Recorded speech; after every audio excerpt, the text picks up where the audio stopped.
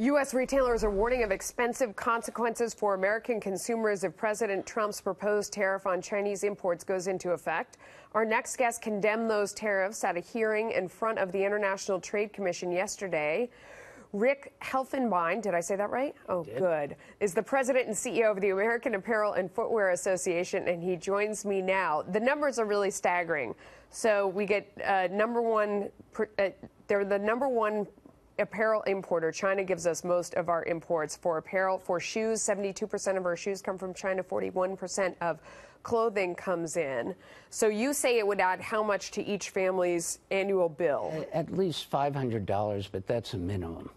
That's really a minimum. So this is always my question about this, because when I talk to CEOs of companies who make almost anything, they say they would rather make it here in the U.S., but the cost is just too high.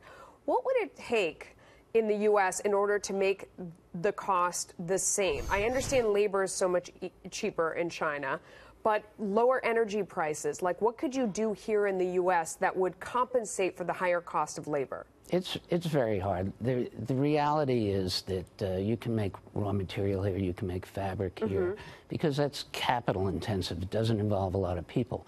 But assembling a garment is difficult. It is very labor intensive, and in order to be competitive in the world market, you have to go elsewhere. Okay, but here's the flip side of that. What people tell me is if you make something in China, that you don't have the same quality controls, so there's a certain percentage of your product that you can't sell anyway.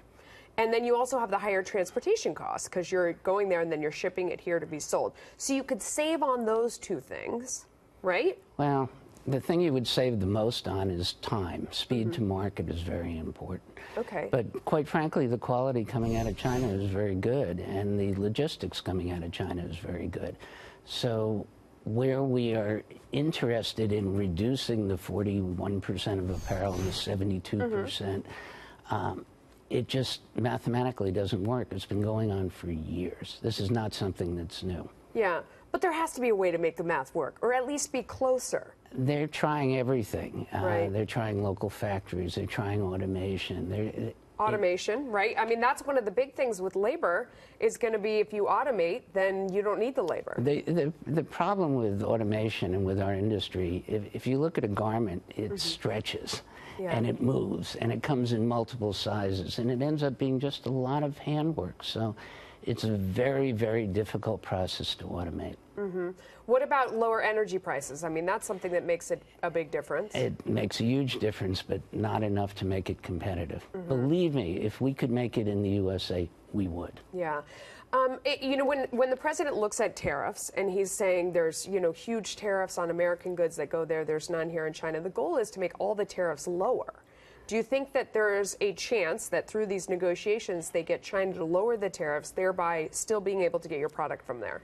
Well, it's more complicated than that. I wish there was an easy solution to this problem.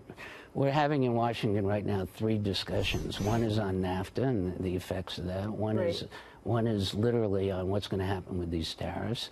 And the other is the Vice Premier of China is in town also looking at what's going to go on with their trade situation.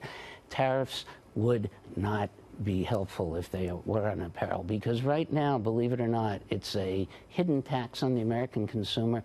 Right now, everybody pays, believe it or not, 12.5% on apparel and 11.3% on footwear.